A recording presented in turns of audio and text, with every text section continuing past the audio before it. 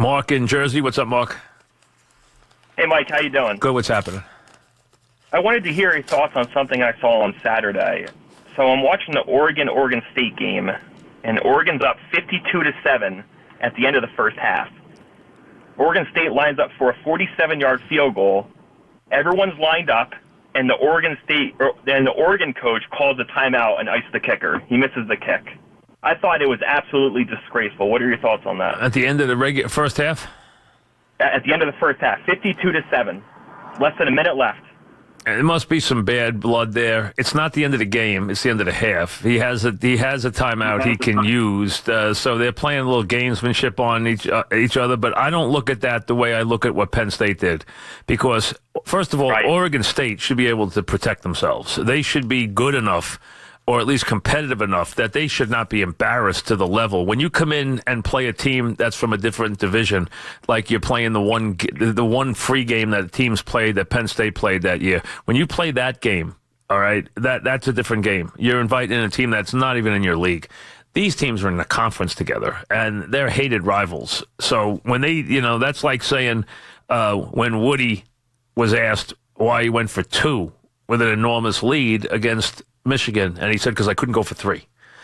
In other words, I'll run up the score on them every day I can. And you know what? That's fine, because Michigan should be able to protect itself. They can. They're having a bad day that day. It's not embarrassing. That's just the way it is between those two. They will do anything to make each other look bad. I mean, so we know that. That's just part of their rivalry. Same thing with Oregon State. That's a rivalry. So when they pull that stuff on each other, it's just the stuff that goes on between two rivals.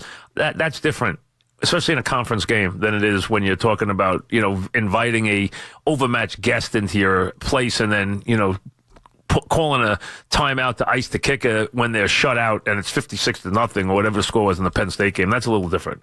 Max in Long Beach. What's up, Max? Hi, Mike. How are you? Good. What's up? Okay, I just got a question about the NFL. Listening to and watching the game just drove me insane. I was just curious about your thoughts about having replays viewed in real time and not slow motion. One more time, please. Give it to me one more time. I was just curious about, in the NFL replays, watching the replays, and the refs should view them in real time and not slow motion. And whatever if it's inconclusive, then whatever the call on the field, that will just stand. You want to see them in regular? I'm not understanding what you're saying. You're saying you want to see them in slow motion, or you don't want to see them in slow motion?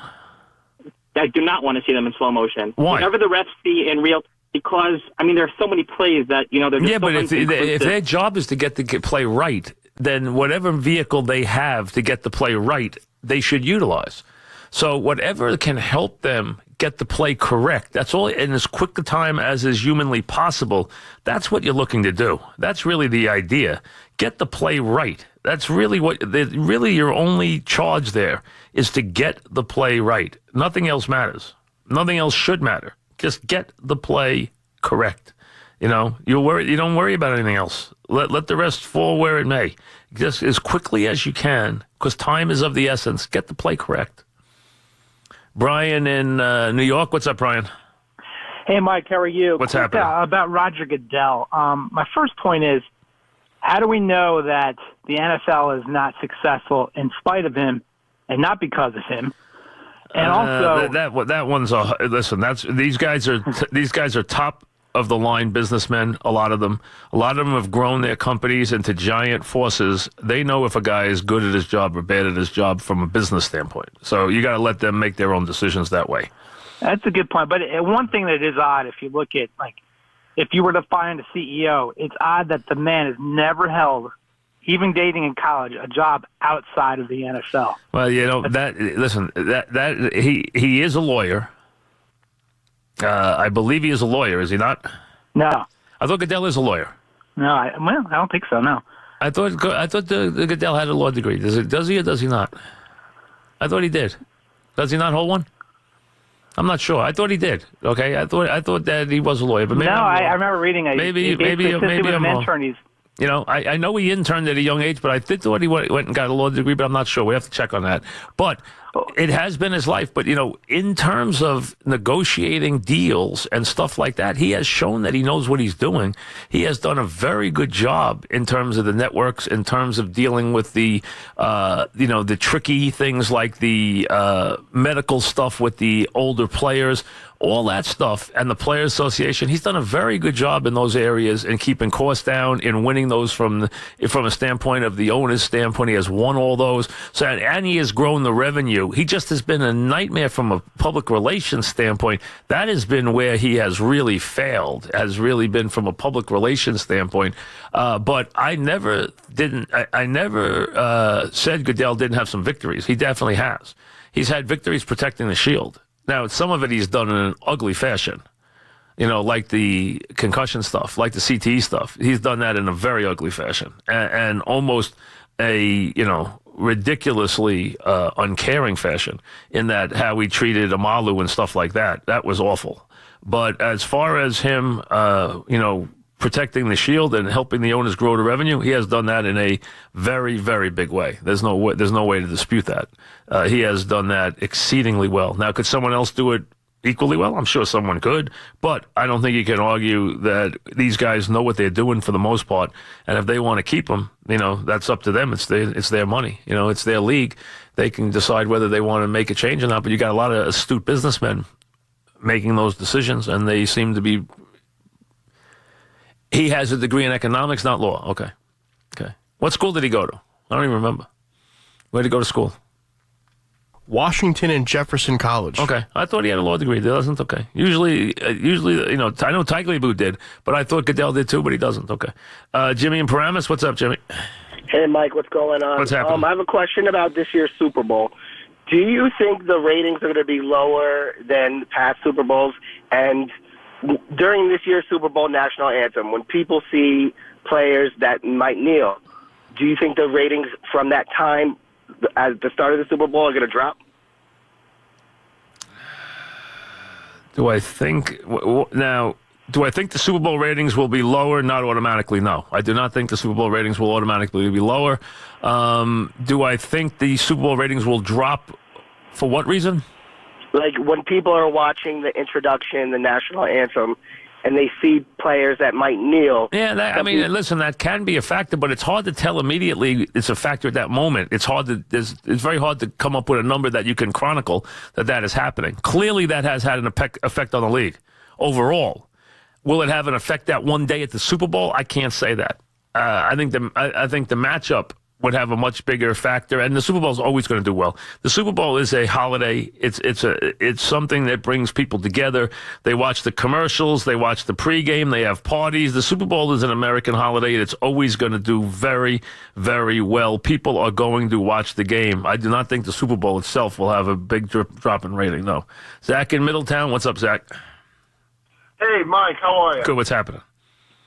Hey, do you think the NFL will ever make the change to allow coaches to challenge every play on the field? No. I think it would take so much time. It would be unbelievable. If you were allowed to challenge penalties and challenge everything, the amount of time in these games would be astronomical. I think it's something they could not deal with. I think it would be a very big problem for the league. Anthony in Morristown. What's up, Anthony? Hey, Mike. First time, long time. Yeah, what's happening? Hey, so I just want to know, as Yankees fans, we're kind of spoiled, we're a little fickle. What are the expectations of this new manager? I mean, they're coming off. Wait. What do you ever expect out of a manager? You want him to win. And what else do you want him to do? What else do you want the manager to do? You want him to win. Correct. So what else would you ever want the manager to do?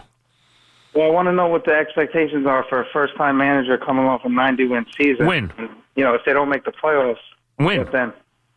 Well, I mean, I don't know that you're going to fire him the first year if he doesn't have a great year, but I mean, the Yankee manager doesn't have a lot of leeway with a team that's going to be as talented in the years to come, and even this year. This might be a championship team. If Joe Girardi was there this year, coming up, right, the emphasis would have been that he has to win a Super Bowl. I mean, a Super Bowl. He has to win a World Series this year. Right. I think the new manager, you might want to cut him a little leeway from that, but you're still going to expect them to be extremely extremely competitive, and anything less than a trip to deep into the postseason will be considered to be a very poor performance. So I don't care who the manager is. Now, this Carlos Beltran stuff is intriguing to me for this reason. And I guess is he meeting the media today? Is that what he's doing? Is he meeting going to that media thing today? Carlos Beltran in his life hasn't said 15 words to anybody. I mean, here is one of the most quiet players we've ever seen. I've interviewed Carlos Beltran many times. He is extremely quiet. I mean, one of the real quiet players. Oh, tomorrow he's going to go to it.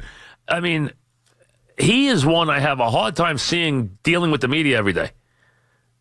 I mean, it's just we've never seen that side of Carlos Beltran. Him being a manager and being the face of the franchise, I find that very hard to believe that he would, morph into that guy. I really do. That'll be fascinating to see because that would really surprise me.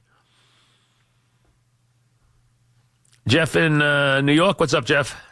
Hey, Mike, I just want to thank you for all the years you've given us. Wherever you go, we're all following you. Thank you very much. Appreciate it. My question is, what's the hesitation of the NFL to move the Super Bowl to Washington's birthday, which would only be like 1 week moving it, and, it would help... well, it's really 2 weeks. Oh, is it 2 weeks? Yeah, it's 2 weeks, and you're going to have to back the season up. And they wanted to do that, and I was with Goodell on that. As a matter of fact, I think I was one of the first ones to come up with one of those ideas to move that to the middle. I brought that up 15 years ago, the idea of backing up into the middle of February and making February important. I wanted to back the season up, and Goodell went to adding games. I just wanted to back the season up. I wanted to start the season the third week in September because I think Labor Day's lost anyway, and they never do great the first 2 weeks. I wanted to back the season up, let college football get off by itself, back the season up, and then give everybody something to do in February. That was always my plan, plus turn it into that holiday weekend. But then Goodell took it and wanted to back the season up 1 week and then put 18 games in and then have the Super Bowl that weekend. But he could not get the extra games to the players. They won't do it. So with that being the case, nothing else has happened. But I do think you will see the day when it will be over President's Weekend. And the reason why is they don't do great the first 2 weeks of the season. It would also help baseball. That baseball was alone for a couple of more weeks. It would also help college football. So they'd be helping those other sports. Number two, it would create something in February that we don't have. And it gives you the Monday off as a holiday weekend, and it has the highest absentee rate of any day of the year. More people call in sick on Super Bowl Monday than any other day of the year in American business. So it would create that not being the problem anymore. So I do always like that. It's just they haven't been able to get there because they haven't been able to extend the season. Back after this.